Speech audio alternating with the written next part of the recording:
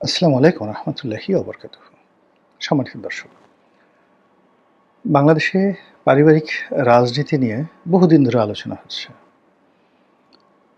প্রথমত দ্বিদলীয় তত্ত্ব, অর্থাৎ একদিকে আওয়ামী লীগ, একদিকে বিএনপি। এটা নিয়ে আমাদের লোকজন ভীষণ রকম ত্যক্ত এবং বিরক্ত ছিল বহুদিন ধরে। ৮০-র দশকে প্রাণান্ত চেষ্টা করা হয়েছে তৃতীয় একটি দল গড়ে তোলার জন্য, কন্টেম্পোরারি। জামাত চেষ্টা করেছে, জাতীয় পার্টি চেষ্টা করেছে। বিভিন্ন সময়টাতে 111-এর সময় বেশ কয়েকটি কিংস পার্টি তৈরি করার চেষ্টা করা হয়েছে। জনাব ডক্টর মোহাম্মদ ইউনূস গত ১৭ মাস ধরে প্রাণান্ত চেষ্টা করেছেন সেই যাকে বলা এনসিপির মাধ্যমে একটি আকর্ষণীয় রাজনৈতিক দল গড়ে তোলার জন্য। এবং এই আকর্ষণীয় রাজনৈতিক দলটি গড়ে তোলার জন্য যারা কিনা বিএনপিকে চ্যালেঞ্জ জানাবে, আওয়ামী লীগকে চ্যালেঞ্জ জানাবে এবং রাষ্ট্র ক্ষমতায় আসবে, এজন্য জামাতও কিন্তু সর্বশক্তি দিয়ে চেষ্টা করেছে। বলা হয়ে থাকে এনসিপি জামাতের বি টিম, কিন্তু জামাত কিন্তু চেয়েছে যে এনসিপি বি টিম থেকে এ টিম হোক, জামাত এনসিপির বি টিম হোক, কিন্তু হয়নি। আমাদের দেশে ঘুরে ফিরে সেই পারিবারিক রাজনীতি চলে এসেছে। এখনো মানুষ ঘাটে পথে শেখ হাসিনার জন্য কান্নাকাটি করে।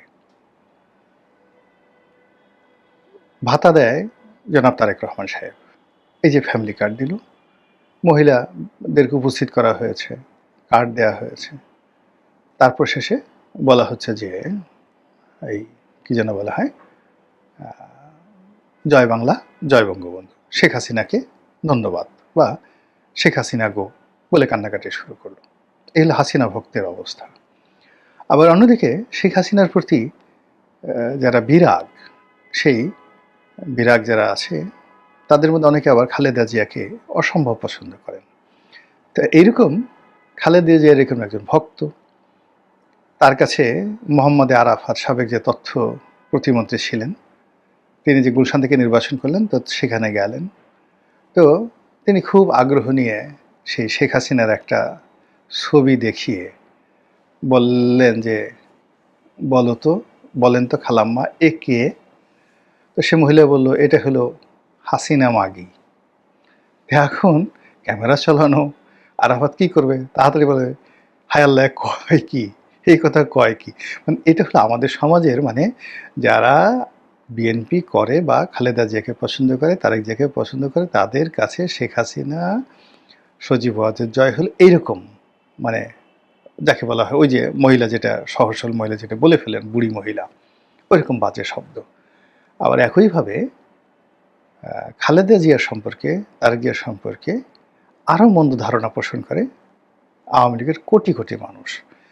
আপনি মানে এই যে তারেক রহমান সাহেব যত ভালো কাজ করছেন, যত কিছু করার চেষ্টা করছেন না কেন, কোনো লাভ হবে না। আওয়ামী লীগের লোকজন মরার আগেও বলবে, ওই যে শেখ হাসিনা যে কথাগুলো বলে গেছেন, মানে বেগম জিয়া সম্পর্কে বা তারেক জিয়া সম্পর্কে একই কথা তারা বলবেন, এবং তারা বলবেন, মরে গেলেও বলবেন শেখ হাসিনা সঠিক আছে। তো এই যে একটা সমীকরণ, মেরুকরণ, এটা কিন্তু এরশাদ জমানাতে প্রবল আকার ধারণ করেছিল, এবং তখন থেকে কিন্তু মানুষ চেয়েছিল যে এই দুটো রাজনৈতিক দলের বাইরে তৃতীয় ধারা আসুক, এবং ৯০-র গণঅভ্যুত্থানের পরে যে ৩ জোটের যে রূপরেখা হয়েছিল, সেই রূপরেখা আসলে এই ব্যারিয়ারটা ভেঙে দেওয়ার চেষ্টা করা হয়েছিল, কিন্তু এটা হয়নি, আরও মজবুত হয়েছে। তো এখন বাংলাদেশে ঘুরে ফিরে এই দুটো পরিবারের রাজত্ব করে যাচ্ছে। আওয়ামী লীগ টানা ১৭ বছর দেশ শাসন করলো। আসলে আওয়ামী লীগ করেনি, এটা মূলত শেখ পরিবার করেছে। আওয়ামী লীগ শাসন করেনি, এটা মূলত গোপালগঞ্জ করেছে। আওয়ামী লীগ শাসন করেনি, মূলত এটা গ্রেটার ফরিদপুর করেছে, বা ফরিদপুর, বরিশাল, খুলনা বিভাগ করেছে, বাগেরহাট করেছে, শেখ হেলালের এলাকা করেছে, এরকম কথা বলা হয়ে থাকে।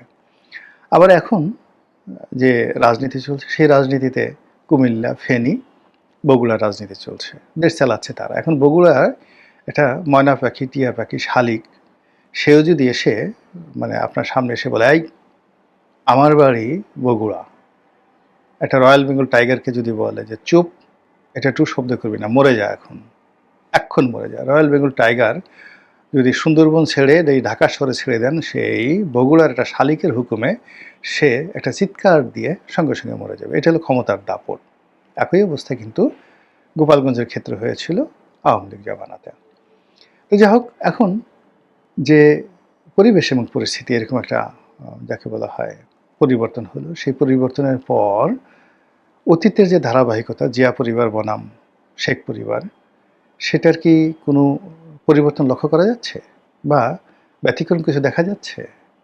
সম্ভবত না। বরং আগের চাইতে জিয়া পরিবারের কর্তৃত্ব আরো দৃঢ় হয়েছে। আগে বেগম জিয়া কখনোই তার পরিবারকে সামনে আনতেন না। জিয়াউর রহমান তো আনতেনই না।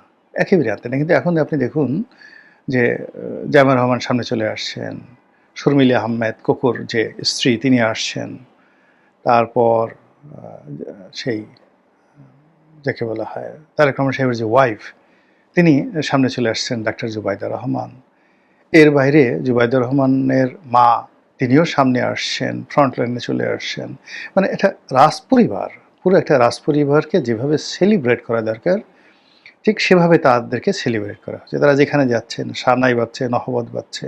ঠিক এটা আসলে শেখ হাসিনার জমানাতে শেখ হাসিনা, শেখ রেহানা, জয়, পুতুল এবং এদের মাধ্যমে হতো। ববি এবং রূপন্তীর জন্য এটা হতো না। কিন্তু মানে এরকম তারা যেখানে যেত সেখানে সানাই নহবত বাজতো। কিন্তু এখনও ঠিক সেইম অবস্থাতেই আপনি এখন দেখুন যে পুরো জিয়া পরিবারের যারা আছেন তাদেরকে মানে তারা কারোর সাথে হ্যান্ডশেক করছেন, কারোর সাথে হাসছেন, তারা কী ধরনের সানগ্লাস পরছেন, মাথায় কখন ওড়না দিচ্ছেন, কখন পানি খাচ্ছেন ইত্যাদিও জাতীয় নিউজে পরিণত হচ্ছে। ইট মিনস আমাদের যে মন মানসিকতা এটা তাদের দোষ নয়। আমাদের যে মন মানসিকতা এটা হলো পারিবারিক যে ঐতিহ্য তার প্রতি আনুগত্য দেখানো। আরবিতে এটাকে বলা হয় এজাহারে তাজাল্লুল।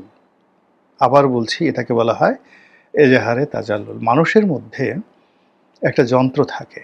এটাকে নফসের মধ্যে বা অন্য যেকোনো একটা জায়গাতে না কোথায় এটা আল্লাহ জানেন। কিন্তু মানুষের মধ্যে একটা যন্ত্র আছে।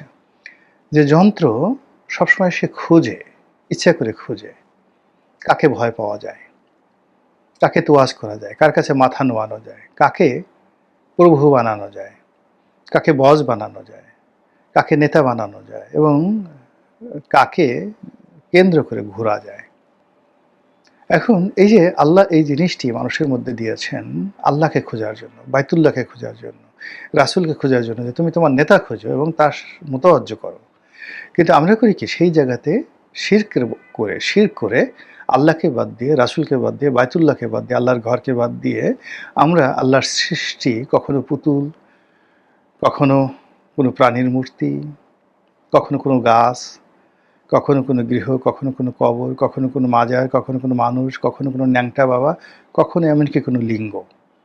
শিবলিঙ্গকে আমরা পুজো করি না? কখনো কোনো লিঙ্গ কেন্দ্র করে আমরা আমাদের সমস্ত সত্তা বিসর্জন দিয়ে আমরা বলি ওই লিঙ্গর মধ্যেই হলো আমার সব কিছু। লিঙ্গকে চুমু খেতে হবে, লিঙ্গকে সেজদা দিতে হবে, লিঙ্গকে উলুধ্বনি দিতে হবে, লিঙ্গর কাছে করজোড়ে মাথা নোয়াতে হবে আর গোমূত্র খেতে হবে।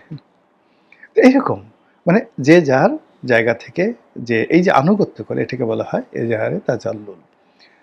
আমাদের এই দেশে যে এজাহারে তাজাল্লুলের তৈরি হয়,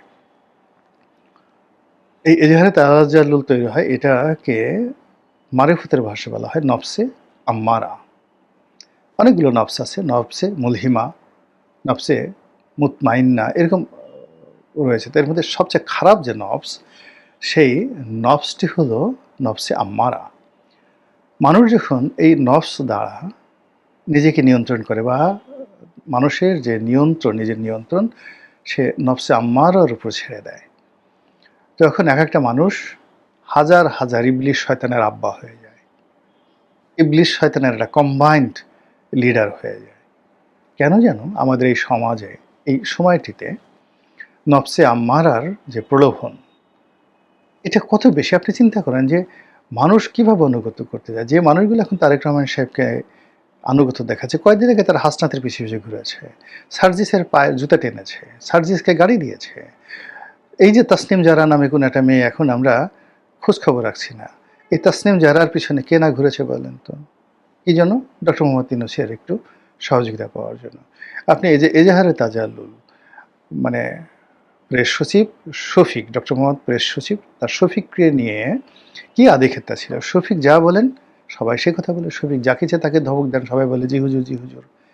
এই যে আমরা কাজগুলো করেছি সেটা হলো এজাহারে তাজাল্লুল। তো একজন ব্যক্তি তাসনিম যারা, একজন ব্যক্তি শফিক মানে প্রেস সচিব, কিংবা ধরুন ডক্টর মোহাম্মদ ইউনূসের প্রিয়ভাজন লামিয়া মোর্শেদ যে মহিলা ছিলেন তিনি, তো একজন সিঙ্গেল পারসন বা আসিফ নজরুল, তার উপর যদি মানুষের এজাহারে তাজাল্লুল বা নফসে আম্মারার এত প্রবল আকর্ষণ থাকে, তো সেক্ষেত্রে বিএনপি এবং জিয়া পরিবার এবং এই পরিবর্তিত পরিস্থিতি, তাদের প্রতি মানুষের নফসে আম্মারার যে দাপট কত বেশি থাকতো, এবং সেটাই এখন হচ্ছে।